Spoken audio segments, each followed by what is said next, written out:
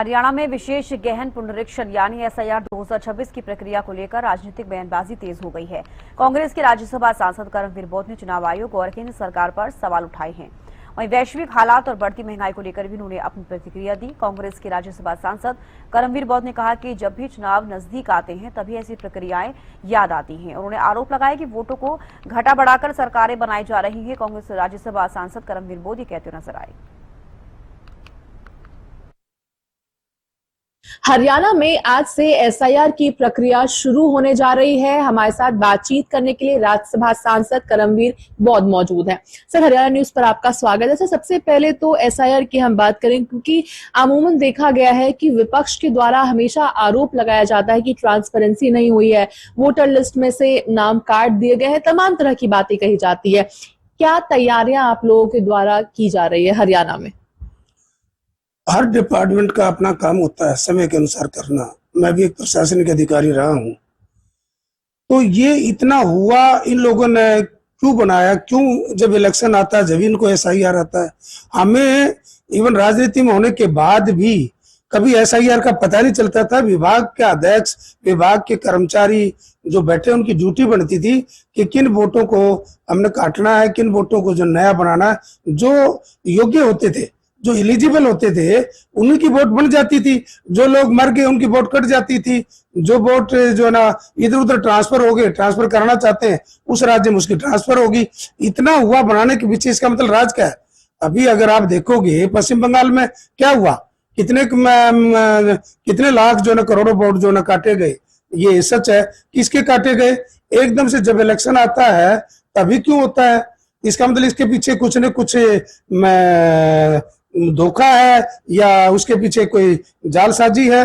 और पक्का है एसआईआर में पीछे हमारे जननायक राहुल गांधी जी ने एसआईआर के मामले में जो रिकॉर्ड लेकर आए, तो क्या हुआ?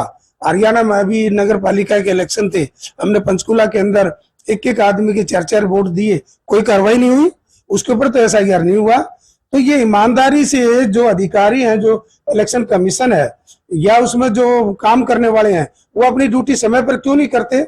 एक ही समय जब इलेक्शन आता है तो ऐसा क्यों करता है? इसका मतलब इसके पीछे इनका कोई न कोई बदमाशी है, धोखा है। और लोगों के जो है इस प्रकार से जो असली वैलिड वोट है और जो दूसरी पार्टियों की वोट ये मानते हैं, उनको काट कर इस प्रकार जीतने का एक षड्यंत्र है। ठीक है सर, महंगाई की बात करते हैं। बीते दिनों देखा गया किस प्रकार से महंगाई बढ़ती हुई नजर आई है। पेट्रोल, डीजल, सीएनजी की बात कर ली जाए, दूध के पैकेट की हम बात कर लेते हैं। हालांकि जैसे ही यूएसए ट्रम्प के द्वारा जो ऐलान किया गया है कि अब समझौता हो जाएगा, स्ट्रेट ऑफ हॉर्मुज से यूएसए के आर्मी को हटा लिया जाएगा, तमाम तरह की बातें हुई, जिसके बाद क्रूड ऑयल की दाम की बात की जाए तो घटा है दाम उसका। पेट्रोल डीजल के दाम में हालांकि अभी तक कोई बदलाव नहीं हुआ है। जब हमारी सरकार थी 2014 से पहले, जो बैरल का रेट 100 से 140 रुपए तक का था, और जब उस टाइम पेट्रोल का रेट 70-71 रुपए, डीजल का रेट 52-53 रुपए, और अभी कुछ दिन पहले 91 बैरल रेट था, तो रेट इनका कहाँ का है? 100 से पार। में जो पेट्रोल 102-105 रुपए, डीजल 92-96, दिल्ली में 96 हो चुका है। और अभी कल जो जैसा कि अमेरिका के राष्ट्रपति ने कहा है कि भी जो ना 80 बैरल, तो 80 बैरल होने के बाद तो मैं कहता हूँ 50% रेट कम होनी चाहिए। तो कहाँ जा रहा है फिर इतना पैसा? क्यों देश को लुटा जा रहा है? कितनी महंगाई हो चुकी है। डीजल और पेट्रोल और गैस के रेट बढ़ने के बाद हर चीज के ऊपर उसका असर होता है। तो ये लोग केवल लुटने पर लगे हुए हैं, देश को गुलाम की तरफ जा रहे हैं। और सारा देश, मैं कह सकता हूँ कि भारत का प्रधानमंत्री आजाद नहीं है, इंडिपेंडेंट वाले काम नहीं कर रहा। वो जो अमेरिका कहता है, ट्रम्प कहता है, वही बात मानता है। तो जो आदेश देता है वो मानते हैं।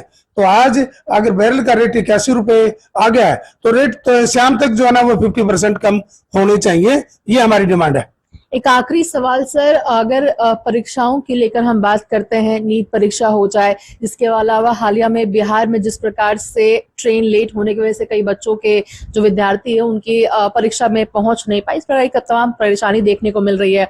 हाल ही में आप लोगों की बैठक भी हुई थी जिसमें यह निर्णय लिया गया है कि सड़कों तक पहुंचेंगे। पॉपुलर जनता पार्टी की बात करते हैं, शहर शहर में प्रोटेस्ट किए जा रहे हैं, प्रेस कॉन्फ्रेंसेस किए जा रहे हैं, जवाबदेही अभी तक निकलकर सामने नहीं आई है।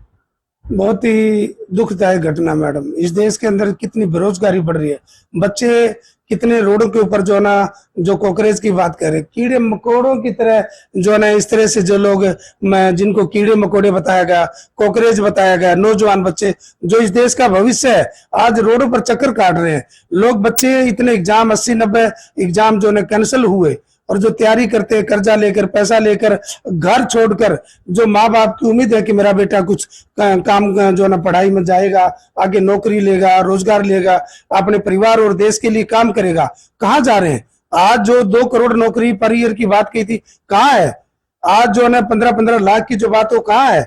और जो ना बच्चे जो बेरोजगारी की बात है, आज शिक्षा का कितना महंगाकरण कर दिया, आज कोचिंग इतनी महंगी कर दी कि लोगों के ऊपर कर्जा है, और उस वजह से बच्चे जो अपना भविष्य अंधकार में देखते हुए आज सुसाइड की तरफ जा रहे हैं। आज वो जो डिमोरलाइज हो रहे हैं बच्चे, यानी बहुत ही बुरी हालत देश की होने जा रही है। मैं तो ये कहता हूं कि देश, मुझे नहीं लगता कि देश के जो स्वतंत्र भारत के जो हम एक उम्मीद सोची थी कि हम आजादी से काम करेंगे, आज आजादी से काम नहीं कर सकते। और देश एक तरफ 2047 की बात, विकसित भारत की बात करते हैं।